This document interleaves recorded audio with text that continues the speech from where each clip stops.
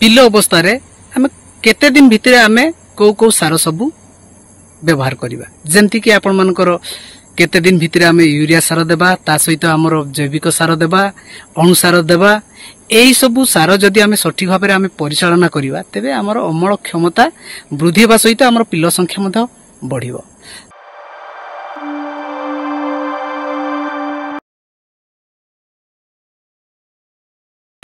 नमस्कार मु अनंत भाई आपण मानकु आम चाष अपडेट को स्वागत करछि।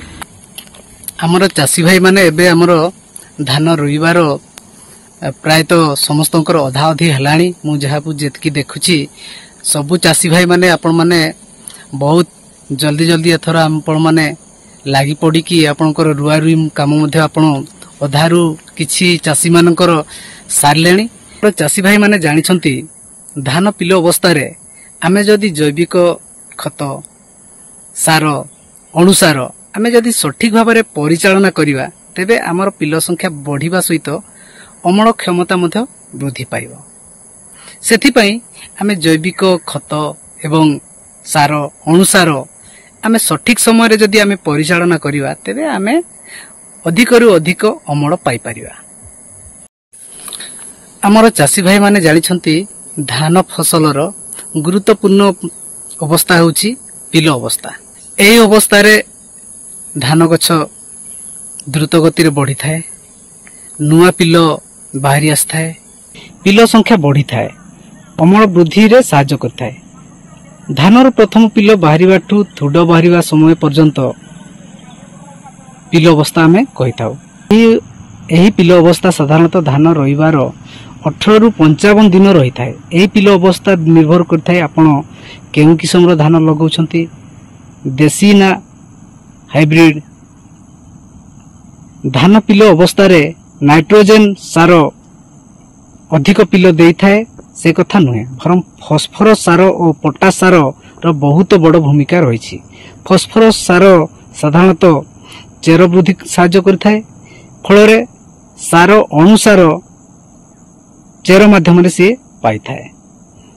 ता सहित पोटास सार प्रस्तुत होइथिबा कार्बोहाइड्रेट को गुटे स्थान रु अन्य स्थान को नेबारे सहायता करथाए।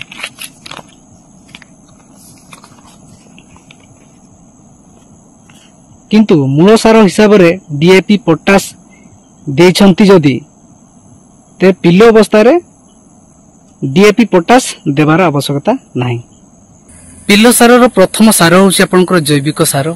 जो चासी भाई माने आपण माने जदि जमी प्रस्तुत बेले आपण जदि गोबर खत देई नांती किंबा आपनको जमी रे आपण माने जदि धनिचा चाष करि नांती तेबे आपण माने निश्चित भाबरे आपनकर जैविक सार व्यवहार करंतु। जेमति कि आपनकर होछि धनजाइम गोल्ड आपण एकर को 5 केजी व्यवहार करंतु।